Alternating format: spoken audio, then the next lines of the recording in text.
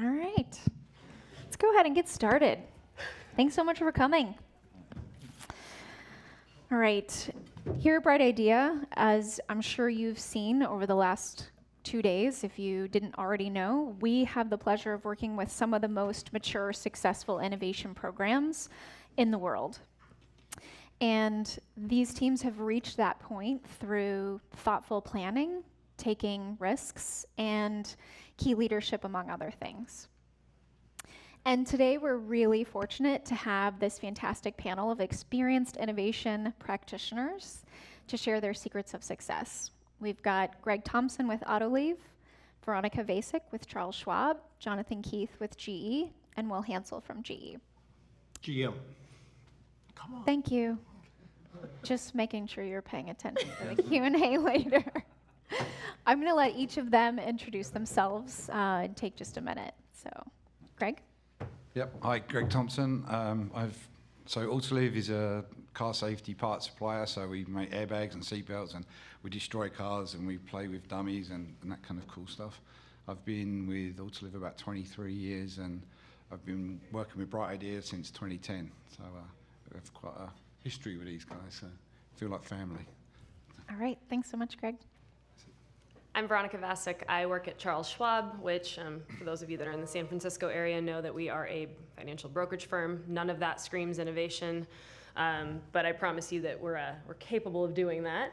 I have been working with the innovation program and with Rod here at Bright Ideas for the last year or so. I've had the pleasure of working at Schwab in many capacities over the last 10 years, and I consider myself the petulant 5-year-old who says why and why not, and Nice. why can't we and why don't we, and this doesn't make sense all the time, which is I think how I've ended up here. The third gorilla, right? Isn't that the, Yes. that's the story? Yeah, yeah. He refuses to be the third gorilla. I like it. I'm Jonathan Keith. I work for GE. I'm the new member on the team. I've been there for 6 months, which in GE years is about 10 years. So I get my pension next week. But I have a 30-year career of innovating change in business using technology.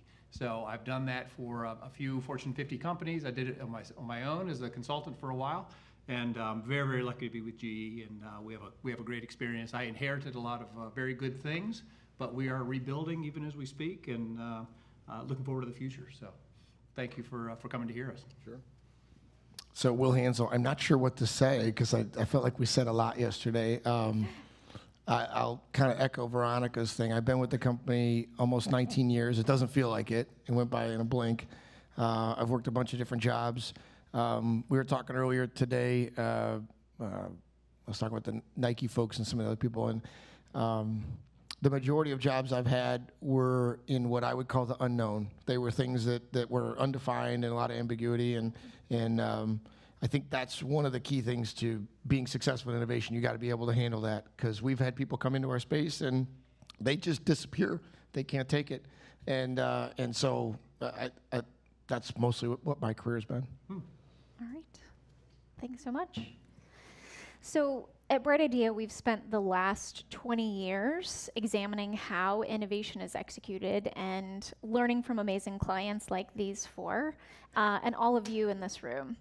And the result of that and the vision of our leaders like Matt and Genevieve is this innovation journey, which I know you saw yesterday and you've probably seen a few times today. And the reason that I bring this up is that they're a unique set of activities, roles, tools, and outcomes that are going to be leveraged at each step of this journey. And what we're going to hear about today is how the innovation leaders and their teams have grown their innovation services, and what their efforts have been to successfully expand those efforts.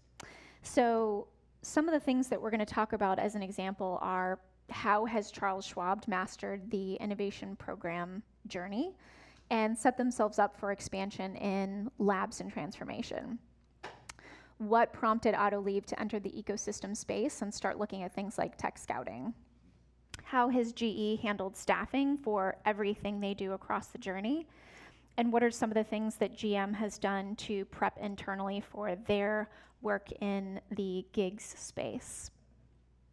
So not everybody follows this journey precisely in this fashion, but we can be sure that those people have been successful in traversing this journey have done it through leadership alignment, careful decision making, and demonstrated success.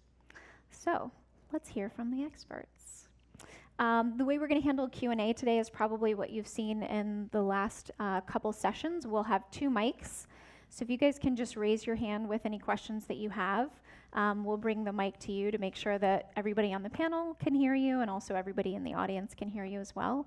And then Ira and Chaz will be circulating to make sure that we get to you. So as you think about your questions, go ahead and raise your hands.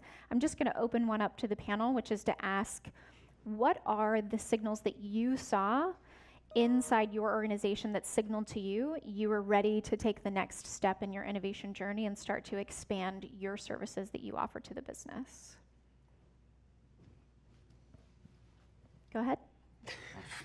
Okay. I kind of, so I guess there was, the initial motivation was that we did some work with McKinsey to look at how we got best bang for the buck for our R&D spending. So that's kind of what led us to an ideation journey, and that's how I started working with Bright Idea. But it became clear after a while that, okay, it's not just about ideas, it's about solutions. So there's other parts of that puzzle you need to actually get from an idea, which I call potential energy, through to something that actually is physical, it exists, right? So we started to build a toolkit of other things to help with the holistic delivery of innovation. So yeah, it just kind of takes on a life of its own then. And then we got hit by this big technological wave of innovation in the whole automotive space, and then that pulled us right out into, even out as far as Silicon Valley. So I would say some internal understanding of what it takes to really innovate, and then some external pressures and needing to go out into that ecosystem and be present there. Okay. So actually, when I stepped into the innovation role last year, I was the first person that got hired full time. It was a side hustle, for lack of better words, for about 3 or 4 other folks in the organization. One of whom came to Schwab by way of acquisition from another financial firm that we acquired a few years back, which is actually what started the partnership. And so that was a huge signal, was knowing that a full-time hire was coming in. So there was some additional weight and emphasis placed on innovation. The real trigger, I would say, was when we restructured and reorganized and launched our digital services organization last fall. And we suddenly had a leader who had innovation in their title, and that means a lot. And suddenly that opened a lot of doors, a lot of eyes, and made it really easy for us to start shopping our services around to senior leaders to say, we're a resource, we're a tool for your, tool belt. It's no surprise that you're being asked to innovate. That's been around as long as business has been around, but nobody's ever told you how or given you the tools or the support to make it easier. So kind of that was the snowball. So we've been really busy since last November, December, when that change happened. So at GE, we have a luxury, I think, that not a lot of companies do. We have such a broad, diverse set of businesses in geographies, in different industries, at different cycles. Our company's 125 years old, but we have to reinvent ourselves every single year. So for us, we have this incredibly broad range of challenges, and that makes us better at doing it every time. At lunch, I was talking to somebody, and he was talking about, they were getting started on doing some things, and I said, do one project. Don't do 50, don't do 20, do one project, do it well, and figure that out. And that's how we've learned, is by one at a time. I was talking to Diane this morning, just to kind of compare notes and tell her, what I thought we needed to talk about today. And she reminded me that she started the program 6 years ago. This is my boss inside of GE, and it was organic. We needed to innovate. We needed a framework and a methodology, and she's all about that. She said in the first year she did 2 projects. 2. In the second year she did 4. In the third year she did 150. So the critical mass was there. The pent-up demand was there. But it's learning that process, that repeat process. We're an engineering company. That's right. That's our DNA, and it makes sense. So that's how we've been able to grow ours. I don't know if there's anything to add from last year. I don't know what to say. I would say that, contacting Bright Idea really came out of, you heard the executive ask, but we had been looking at it because we had been prototyping basically what our process was going to be physically, before we decided to scale it. And so that was really what it came down to, is we felt pretty confident about where we were. Okay, thank you. So what questions do you have?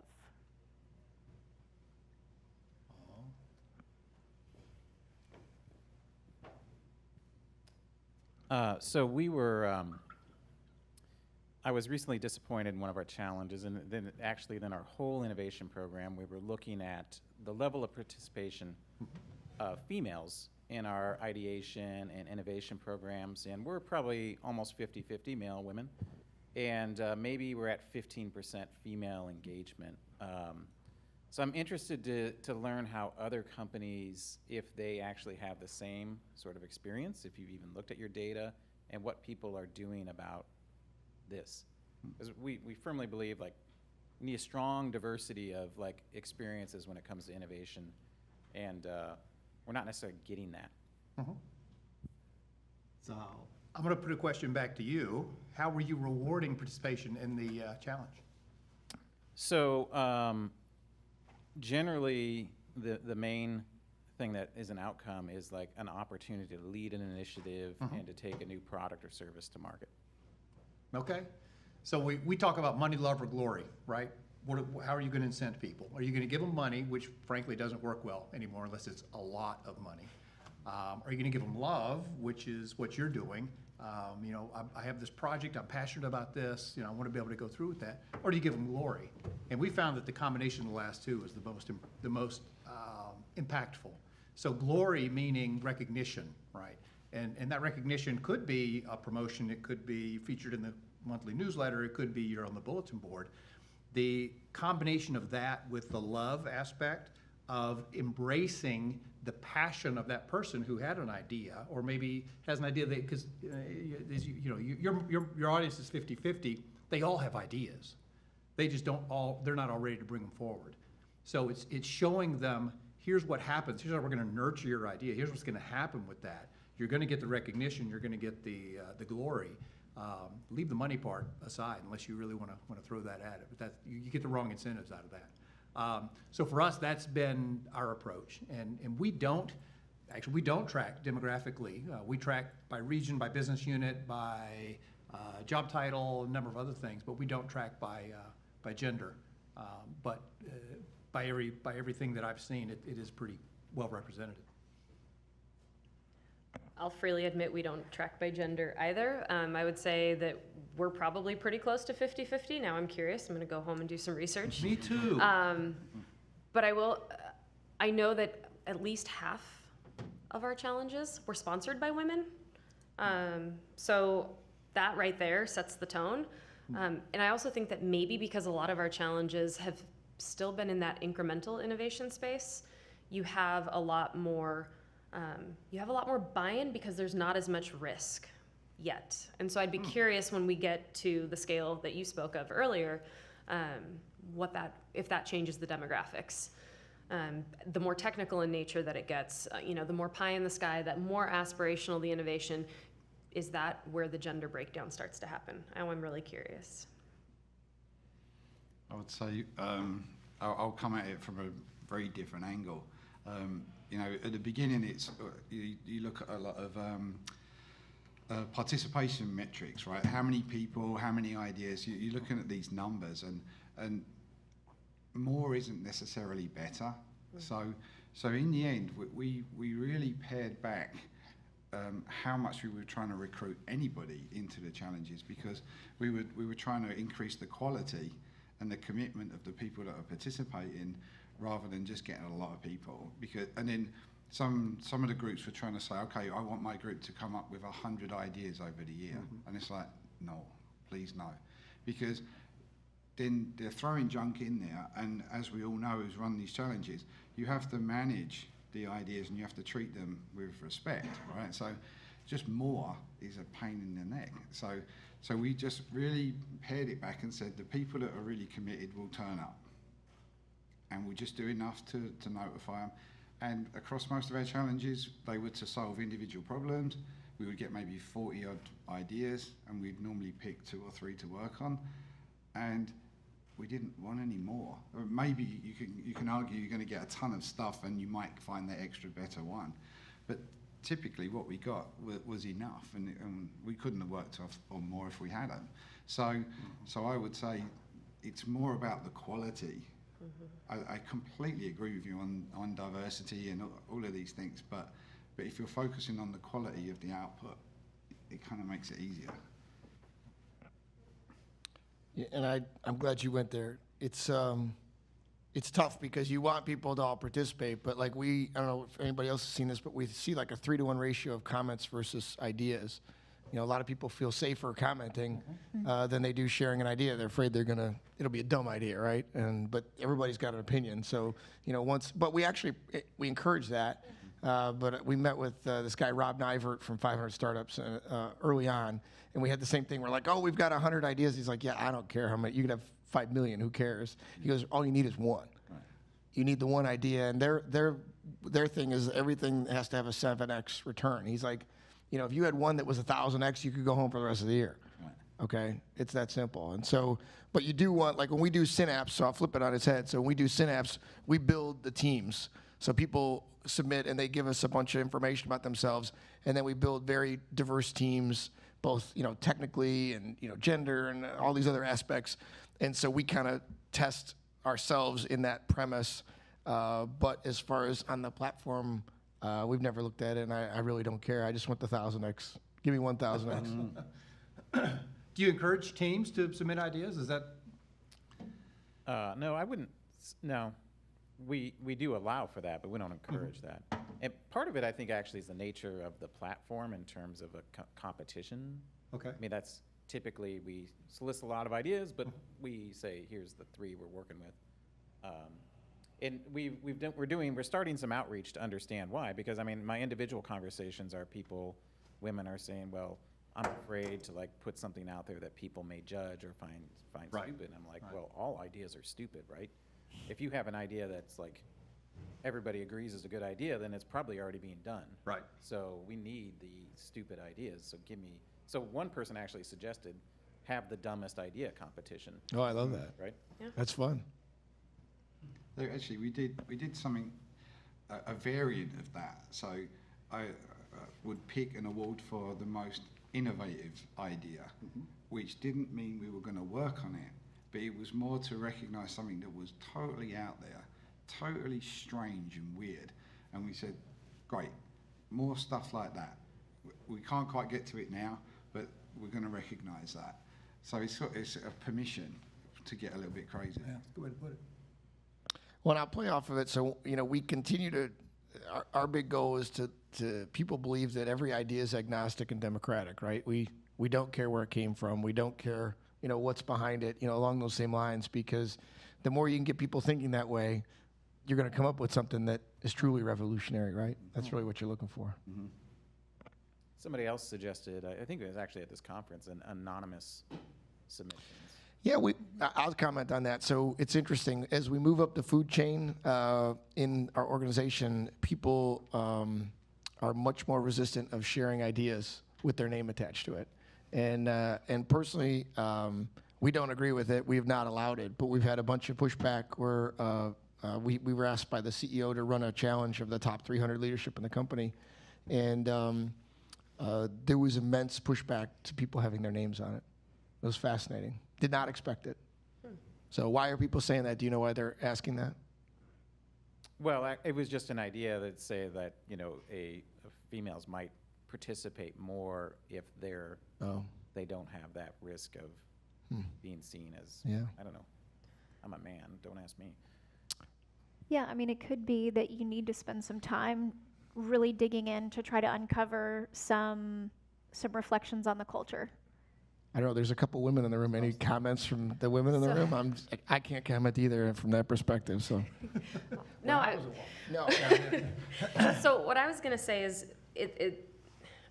I think it's bigger than just the innovation program, because when you think about the statistics of men and women applying for jobs, if a man checks 40% of the boxes, it's like, okay, I'm gonna take the risk and go for it. A woman has to check 85 to 90% of the boxes before we feel confident in throwing our name in the hat, into the hat. And so I think that it's just, even when we talk about like STEM, getting girls into STEM subjects and things of that nature, this is so far down the line that it's a conversation that needs to happen when we're like 3, not when we're 35. So I think that part of that is just, it's gonna take a generation before it changes, but that shouldn't stop you from trying to influence it. I also wanna say that I think it needs to be done authentically. Nothing frustrates me more as a woman than us trying to level the playing field in one fell swoop. I've always said, I don't know what our split is at work. I'm gonna guess, let's call it 70-30. I'd rather be surrounded by 30% women who are complete badasses than to be diluted at 50-50 and be surrounded by those who aren't pulling their weight. So my point being is, I think there needs to be an authentic approach and not a crutch or a handout, if you will. And I'd also say that there's different things that incent women. For me, it's like time off, or more flexibility to work from home, or flexibility to work on a different project, or so I'd also maybe spend some time in understanding, what do people want out of it, because maybe there's just a little extra something you could add to your incentive pool as well. I want more time off too. I know. Throwing that out there. Did I say that out loud? You can, and I'm not saying that's okay. just a woman thing. We all value something different. Yeah, that's good. Yeah. All right, thanks. What other questions do we have? Mike in the back. I'm hiding in the shadows. So I know at least a couple of you, I'm thinking specifically Greg and Will, but I don't know from Schwab or GE's perspective, have fairly historied lean practices. And TD Ameritrade's been doing the same. And I'm interested to hear how if so, how you connect that frontline incremental improvement style kind of innovation to the larger leapfrog kind of, Kaizen versus Kaikaku, if that was just that incremental versus leapfrog kind of innovation. 1% versus 10%, right? That- 1% versus 10x, right? So is that what you're saying? Just curious how you link those things together, because that's something that I'm thinking a lot. I'll take it. We don't do 1%. We only do 10x. There's other organizations inside our company that have got decades doing 1%, and so we don't do it. I would say we're structured in a way where my primary focus with the innovation challenges really ends up being that incremental change. And I always say that no matter what sexy new product we do roll out or new technology, if it's sitting on a crumbling foundation, as we like to say with all the regulation that is in our industry, being a crutch, that to me is a really fun place to play, because that's where you get the, no, but we can't do it, or the Fed won't let us. And my response is, oh, yes, we can. Let's find a way to do it. Petulant 5-year-old, right? And so that's the space I love to play. And we've got other pillars devoted to those 10x ideas. And so it may not be that you coexist in the same sandbox. You might be under the same umbrella, but it might be worth considering that, especially in the environment that we work in. So happy to chat after as well. Yeah, I'm trying to form an answer to your question, because it's not something we really look at. Is we let it, for our typical type of a challenge, and we've run, actually I was looking back at my numbers, we've run 1,000 challenges on BI, from big to small, from incremental to huge, from the most diverse, or no, not diverse, the most point solution, how do we make this glass taller, kind of a thing. We do that kind of thing, right? But for us, every challenge has a different requirement and a different gate. And some of them are looking for lots of ideas. Some of them are looking for lots of participation, right? It's not about solving the problem, it's about engaging. We do a lot of that. So for us, every challenge seems to have a different kind of a threshold of where is the success. If it's financial, if it's business impact, if it's employee participation. Sometimes it's as simple as engaging your audience and making sure that they know that they have a contribution. We just finished one with the financial group inside our global operations group in Cincinnati, in fact. And one of the things they found was about 40% of the ideas that were submitted were things that were already being done. That's a problem. And that was a conversation that we got to have as the innovation team with the leadership to say, you don't have an innovation problem, you have a communication problem. So it is, it's interesting what gets revealed as you look at that. So obviously we always come in with a great expectation of what's going to happen at the end, but the surprises along the way sometimes are the best result. I guess I would say that when we started the program, to gain credibility and to actually gain momentum, we positioned the program to be, bring us your problem and we will help you solve it. But it's all problem centric, right? So, and in doing that, typically they already had finances and resources assigned to this thing. So we just helped them solve it. We didn't have that random kind of slew of different ideas that we had to figure out what we did with them at the end of the day. It was known and it was very precise. So that kind of, but a lot of those projects going on were in the incremental domain. But you kind of get along that path because then you get credibility, you see that, okay, I can do stuff, this makes sense, and people get familiar with it.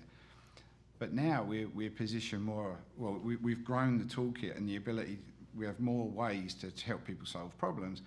So the magnitude of the problem that we get posed is not in our control, but we just apply the toolkit. So again, when they're more aware of you, they'll come to you with maybe bigger magnitude issues.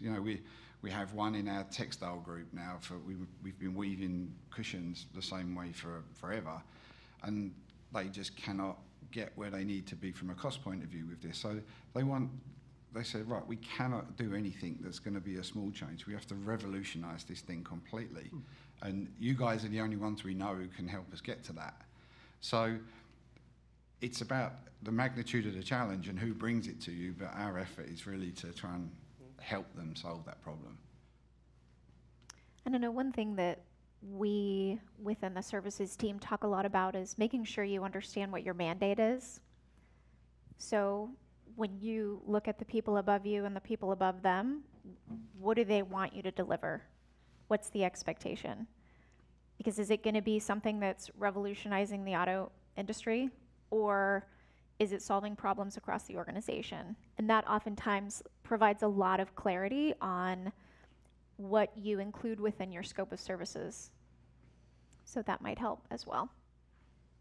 And just to clarify a little, it's clear what our scope is, what we are continuing to work through is how we also, to your point, build that credibility, link with the culture and the empowerment and the history that we already have, build upon that to help shift people's mindsets and add this new skill on top of it. And so that's just, I was interested philosophically if you've done any of those kind of relationships as you've built. And so this is very interesting. Thank you. Thank you.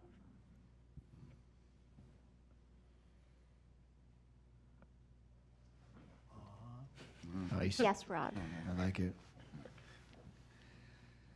Can you guys maybe talk about some of the strategies and tactics that you guys have employed in attracting the stakeholder that is the laggard, right? Obviously, you always have people coming to your program that are early adopters and want to use it, but what strategies and tactics have you guys used to scale across your organizations? So, our aviation business at GE, they are copious users. This has become a culture for them of how they communicate. So I don't know of any laggards there anymore because they've all realized if I want attention to my project, attention to my problem, if I want, if I want somebody to throw money at this with me, or if I want to make a change, or if I want to do whatever, this is a path that works. It's a democratic, accessible, available path. And anybody who cares about the work they do is going to seek out a path where they can solve their problems. So we've made that highly, highly accessible for them, especially to do that. So, and they continue to march and lead the company in use of the platform. So for us, it's almost like a why not, you know, it's that easy. So I want to clarify your question. You're just saying you want everybody to be involved, and how do you get the people that are resistant to get involved? Well, we see that, you know, in every organization, somebody's always on the fence. Right, right. They're not really ready to raise their hand and come to you and be like, I have a problem. Yeah. You know, so what I'm asking for is, you know, how do you pull that person off the fence and to get them to sponsor or get them to be involved, because that is part of scaling your broader innovation. I guess my question back to you is, why do you want them to work with you if they're even on the fence? I mean, I don't want to work with those people. I'll be controversial here. We're magnetic. We want people to come work with us. But if they're on the fence, then frankly, my plan is to go work with the people that want to work with us and make the contrast so great that people go, why aren't you working with them? And that's really what we focus on. Sure. So. You know, we also try to reduce, I mentioned aviation, but we do this across the rest of the company as well. We try to reduce the friction, reduce the cost, the time, the talent, all of that. Make it easy for people. Better, cheaper, faster, right? Better, Isn't cheaper, that? faster. Yeah, you always hear that from GE. Yeah. That's yeah. right. Oh, yeah. So, you know, by making that more accessible, we try to take away as many roadblocks as we can. We're saying the same thing. I'm saying, you just make it look so damn good that they want to come work with you. And if they still don't want to, they're going to be so obstinate. It's going to be a failure either way, you know. And so I don't know. It becomes a lot easier in that situation. Yeah. I would say at the beginning, one of the things we did, so we have 10 product areas, and so we said, okay, we need to create a baseline cadence of challenges so we have a consistent performance for a year. So we run these things for a month, so 10 product groups. We have Christmas and we have summer break, so 10 challenges, 10 months, 10 product groups. Our CTO said, you guys, you all have to run one challenge per year. And it was, so you can't complain about that. It's one challenge a year, that's not much. And by the way, it's going to help you solve a problem you've got. So that does some effort to spread it across all the areas, but they don't equally stay on board. Some of them still bitch and moan about one challenge a year, you know. And so we've actually started to cut back off of that. And to your point, it's like, I haven't got the energy to try and drag you through this. If you're not going to be part of the how, I want some fellowship. You know, come along, get on board, and if you want to get on board, get on board. We'll work with you. We'll do whatever we need to do. And if you don't want to come, ciao, don't care. Yeah. There's a little bit of like innovation dating where you show up, you present, and then you just let it dangle and you walk away, and then you play hard to get a little bit. But I will say that for us, it was having some really great success stories to bring to the table to those groups. Again, we're going to talk about the groups that you'd never think of in a million years as being innovative. So your compliance groups, your risk groups, things of that nature. Ones that probably past innovation employees wrote off as not being innovative enough. You don't know until you give them a chance. But I think having that strong story to tell and a really compelling pitch kind of as part of our roadshow efforts, which the early part of our roadshow efforts yielded some really great sponsorships. And so we started to use those success stories to kind of beef up and tweak our roadshow presentation. So by the time we got to folks like compliance and risk, who I was frankly dreading to go talk to, we had a story they couldn't ignore. But we put the story out there, and then the ball was in their court. I mean, I didn't court them anymore. There were no follow-up emails. They all eventually started to come back. So I want to yes and you out for that, Veronica, because I do think there's two things you brought up there that I think are key. So we have Dennis from Bright Idea was asking me. We were talking about it. We have a public speaking coach that works for us, and he's been volunteering with us. So every single one of the people on the team is trained to go represent iHub publicly, internally in the company. And we do those road shows. We are magnetic. So don't get me wrong. I'm not obstinate to the people. We go out and talk to them, but we leave it in their court. right? We leave it in their court, and it's not me, it's not you, it's just not right, right? You know, I love the dating thing because it's okay, right? You know, and they know about us. And with the storytelling, we use storytelling, you know, the documentation, the video and stuff, because we want people, frankly, my goal is I want them to go, damn, I should have worked with those guys. Look at them, you know, they made him look so good and they solved that problem. And that's the easiest you could make it, because they'll come the next time and they'll be ready to work with you, right? Because they know they got passed by. And it was interesting too that with those groups, I ended up getting some really great emails back from the employees. So if I'm presenting at a leadership offsite, it would be the mid-level leaders that would come back and say, that was fantastic, that was exciting, I can't wait to work with you.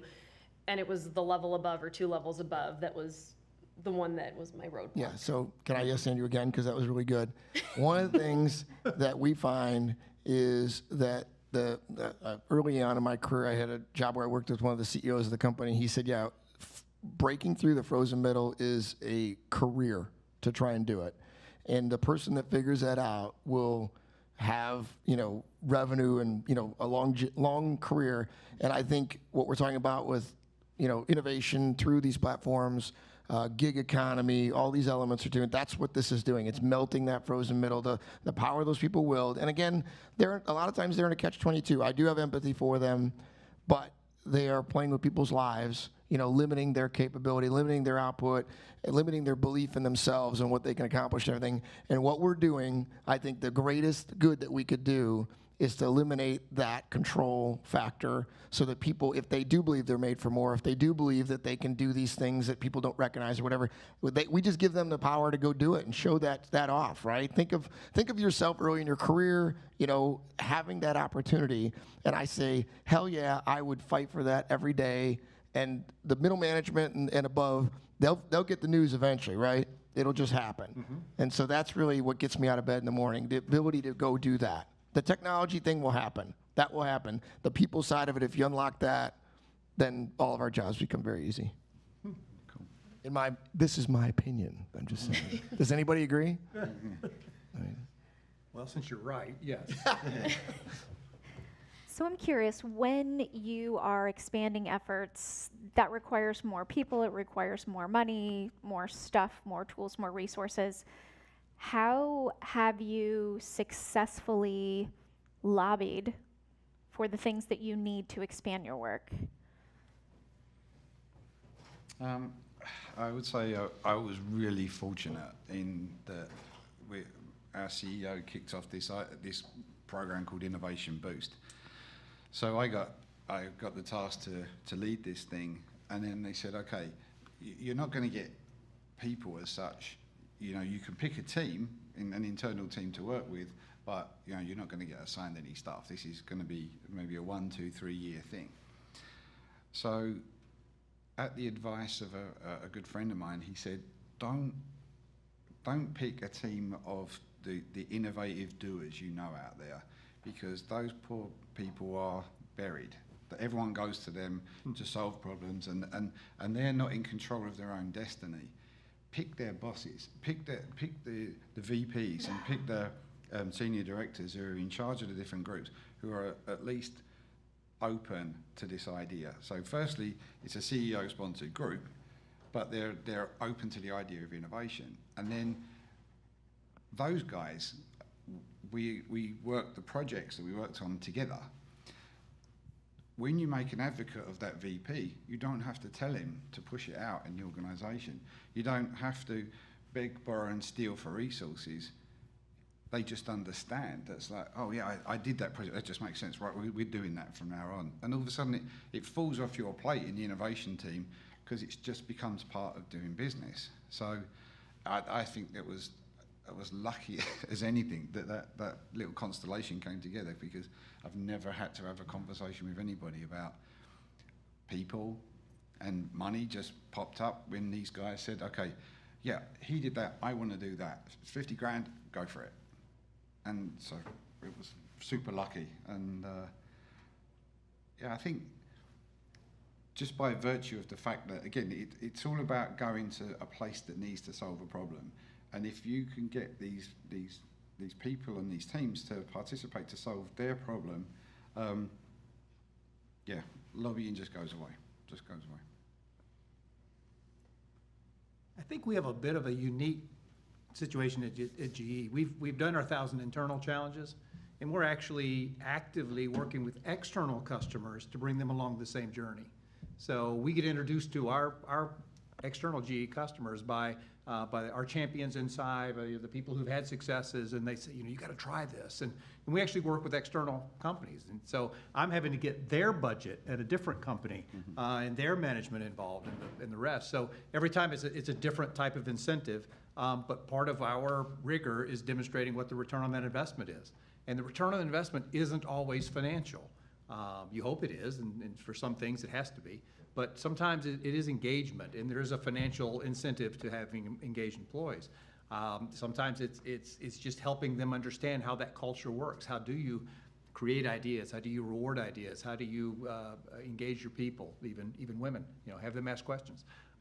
So we have that unique perspective that we deal with outside companies as well. I would say we're in a really similar situation to what Greg talked about from the standpoint that it was top-down. I wouldn't quite call our innovation program a mandate, but the focus and the effort definitely came from the top down. And it's a real gift to be given very little resources.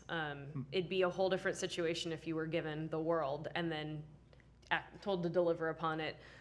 We had a number of years where we didn't have interest rate rises, and our entire industry was kind of hamstrung, and those are some of the easiest years to lead people in. And all of a sudden, we're in this massive growth space. And so I love the fact that we started small. We started with just a couple of us, no budget, and just to see the expansion over the last year, and Rod can attest to it. I mean, it's gone from running a few challenges to running, 3 times more than last year.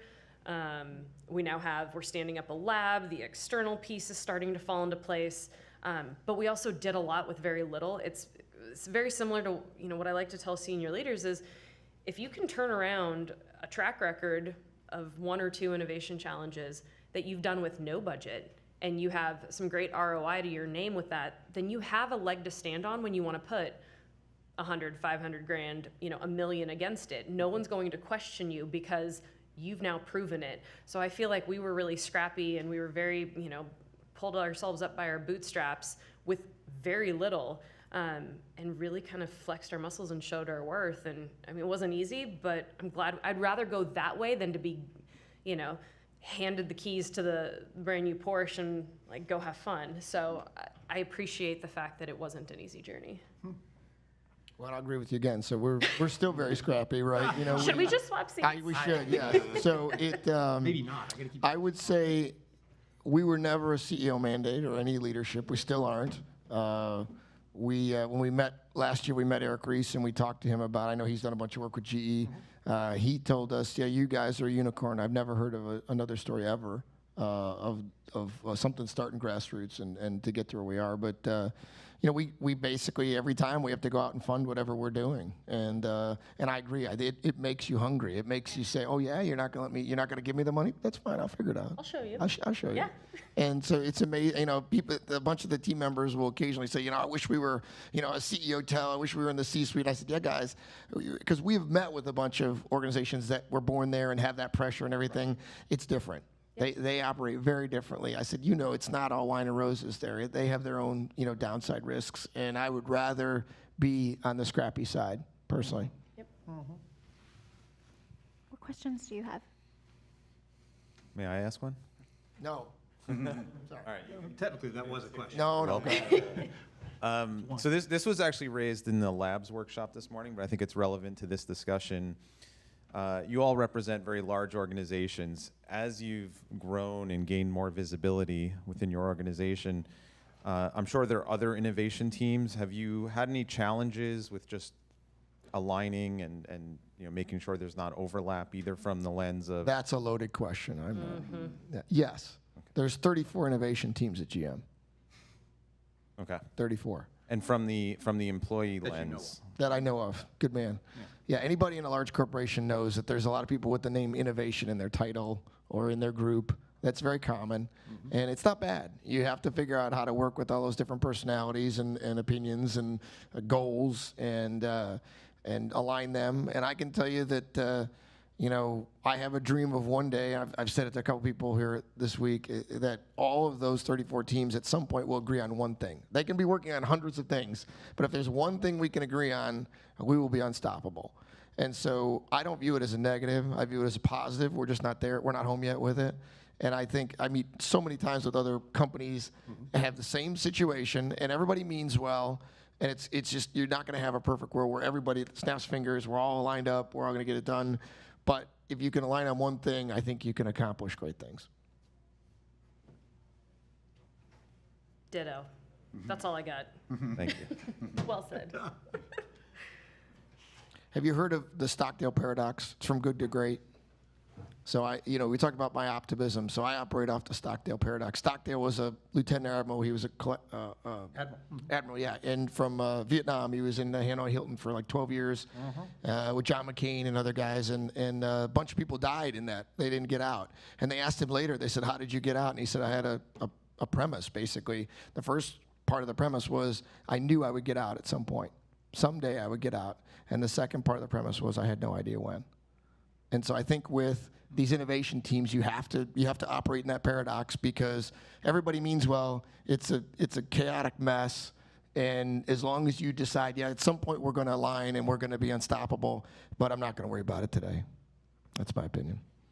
And actually, I don't even like alignment for these things, because there are, I wouldn't say innovation teams, but one of the really cool things about Autoliv is that it's a Swedish company, so it's no kind of command and control company. It's like we suck at organisation structures. This sounds fun. Hierarchies and other stuff. We are hopeless at it. And the good thing about it is it creates a kind of a paranoia throughout all of our development. A healthy paranoia. Yeah, right. Because they're like, no one's going to tell me what to do. I better figure this out. And I'm going to hedge tons of little bets, and I'm not going to tell anybody about it. And so as you get to know these guys and they let you in a bit, you see some amazing things going on, because they are so personally responsible for this. Because it feels like it's a vacuum, but it's intentional. It's the inverse of the third gorilla. Yeah. We're saying, yeah, it's on you. Yeah. There's nobody else. My executive vice president for engineering has a sticker on his computer. I love it. It says, it's up to us. Nobody else is coming. Right. Yeah, there is And no that's cavalry. basically what you're saying. There's no cavalry. Cavalry's right? not coming. And we're one of the guys said, and we're not the Marines. We leave people behind. Wow. But, That's very inspirational. I like it. but the irony, like I say, is it's actually a tactic from our head. Well, and there's opportunity in that. But yeah, they want to leave it open. Yeah, like because people can reinvent them. I mean, this is I believe that people in redemption, people can reinvent themselves. Right. You know, come on, dude. Who's stopping you? Right. Let's do it. And it's very much like that. So there's been many times, and actually, so my boss is a VP of development, and when we were putting this innovation team together, he said, number one objective we have to do is don't screw up what we have right now. Because, again, if you make all these things visible, you're trying to get everybody aligned, you're trying to make a grand plan, or you're trying to steer people, you better be better than what is going on right now. And we were not sure that we could be, because you had 10 different antennas out there doing their stuff. So all we wanted to do is create a layer on top of that when they get stuck or they see an opportunity that we can help them out, they can come to us. But for the most part, have at it. We're the number one in our business in every product we make. They're doing something right. So I want to clarify my position. I didn't say align all the organizations. I said just align on one project or thing, or I don't even know what the hell it is, but just one thing. Yeah. So at least we kind of have some connection. But I agree with you, the diversity of thought and process and everything, I think that's good. yeah, yeah. I think at the end of the day, the one thing they are aligned on is keeping us at the front of the curve. So and that's all that matters.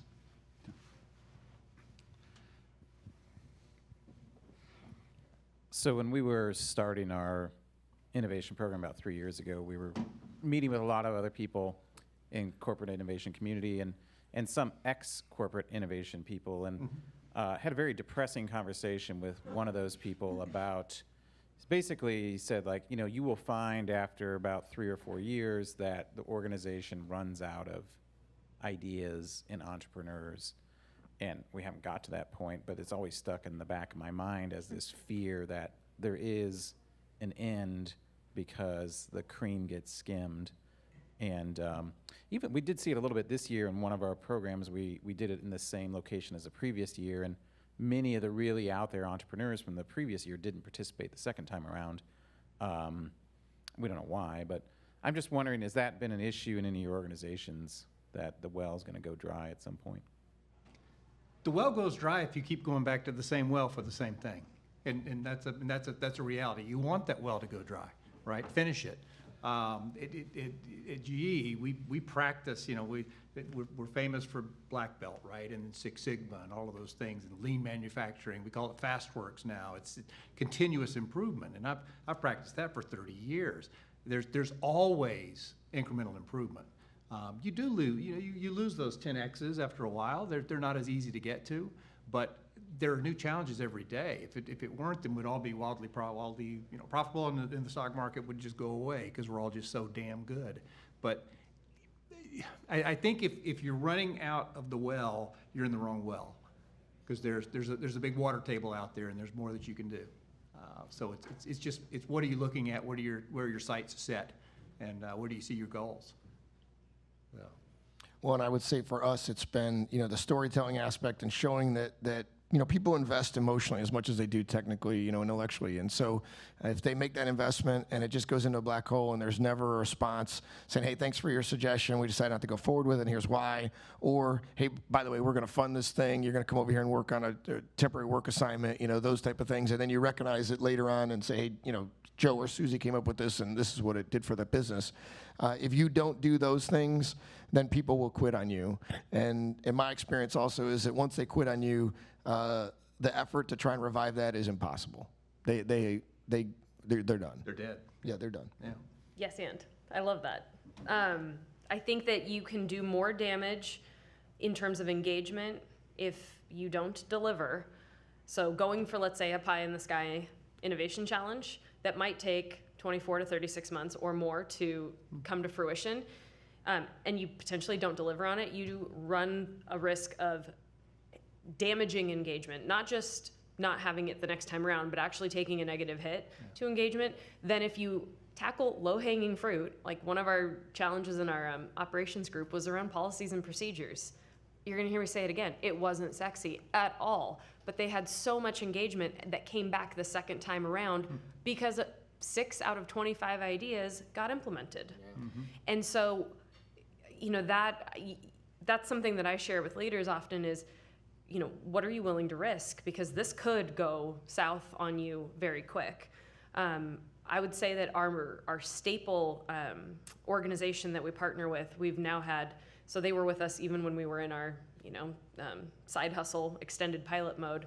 They have a lot of turnover, not necessarily for a bad reason. It's a couple great entry points into Schwab for, career building.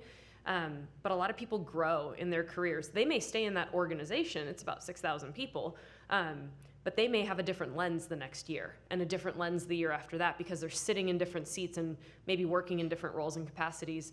So I haven't seen that we've run the well dry, but I guarantee you if one of those big initiatives had fallen flat and nothing was delivered, absolutely, that's the risk. And it doesn't even have to be that it's not coming to fruition. If you're not communicating that it's coming to fruition, right, or that there's been a delay, or that there was a snag and a redirection and a pivot, if that is not shared broadly, disengagement's almost instantaneous. So I'm sorry, I'll yes and you on that. Okay. So we're just going to keep going here.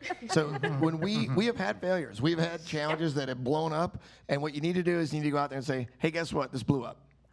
It didn't work out the way we thought it was going to work, and it's tough. That's one of the difficulties of innovation. We've kind of modified it. We used to say fail fast, but now we say you have to succeed quickly. You have to fail fast, and so the failure sucks. It is not pretty. There's real pain, but you have to call it. You got to Get it over with. Call it. Yeah. We say pivot or persevere, but we always add or quit. Sometimes you just have to quit. But one thing, from a very practical standpoint, one thing that we really encourage with our SMEs, our evaluators, our judges, is to very actively interact with the people as they're submitting ideas, right? If you're reading the idea, leave a flipping comment. How hard is that, right? And for a lot of people, that's all they wanted. Somebody read my idea and he said, "Oh, Bob, that's a bad idea," or "We already did that," Hallelujah, or man. something. Yeah. You know, comment. So. This makes me think in terms of failure. So I would love nothing more than a failure wall. And then on the opposing wall to have a success wall, because I really think people visually need to see how much we fail in order to get to the handful of things that We went call well. those fail fees, by the way. Like a selfie, fail fee. Oh, okay. It's a fail fee. We have a fail fee wall. But I wonder, because we have not, I don't think in a lot of companies, reframed failure the right way, I wonder if that's your gender ticket as well. Because we may, I don't know, I was the straight A student. My pressure from my parents was very different than what the pressure my brother was under. Makes me wonder if we take failure as this detrimental like roadblock, as opposed to a man who might see it as just a bump in the road and like, okay, we're gonna carry on tomorrow and I'm gonna give this another try.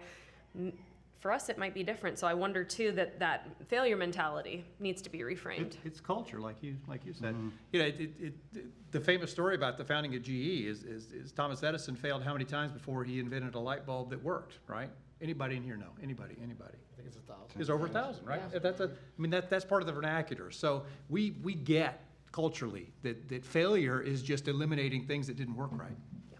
I mean that's then there's still another solution out there someplace. An experiment or an experience. Yeah. Yeah. And I think one other thing, I think, so for sure, we make the same products, we're going after improvements of those products. That, it can feel a little stale in terms of what you're asking people, right? So you can only ask them that same question so many times, right? Yeah. So you've got to find smart ways to inspire people or challenge them or mess with them a little bit, and in terms of the questions you ask.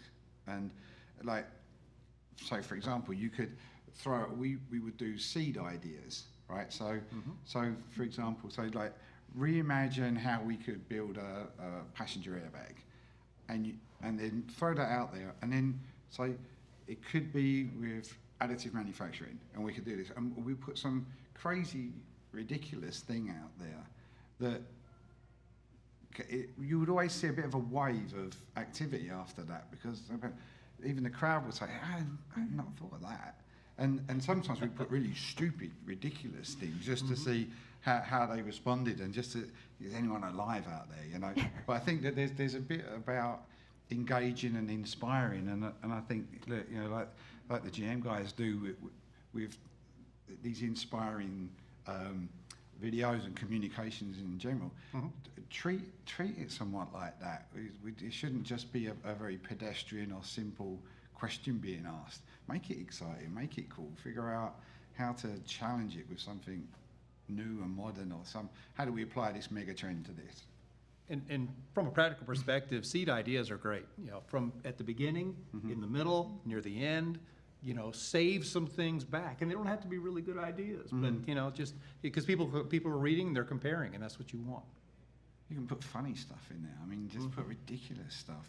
Just make a bit of a game out of it. Because it's everything's so serious and normal. Just put something stupid in there. I'm sorry, you bring up one fun thing. I think, having fun with this stuff is a key element. A lot of times, it's one of the things I like about Bright Idea. They seem to have fun. I don't know if this is just a ruse or you actually do have fun when you're doing what you're doing. But no, they do all the time. What's that now? We're good at having fun. That's good. Yeah. And I think that is a key element to keeping things loose enough that people will share their ideas, because a lot of times it feels like every moment is like a career turning moment, right? And we encourage people all the time. We're like, yeah, you just to share that, that your career's not going to end. It's okay. We're having fun with it. We're just, we're putting the essay in. And I think that, the problem with the platform sometimes is it's hard to carry that in the electronic medium. It's just like, things get lost in email, the context get lost in email. And so it's part of the reason we do physical events. It's part of the reason that we do that personal interaction in our studio Y space and stuff, is because you have to have that loose moment sometimes to get to the really good idea. So I would encourage that. Well, thanks everyone. I know we are right at our hour. Now that you've heard from some of the best and brightest, and from all the speaking engagements, so everything today, everything from yesterday, I encourage you to think about what your journey looks like. So what are some of the steps that you want to take to move to the next stage?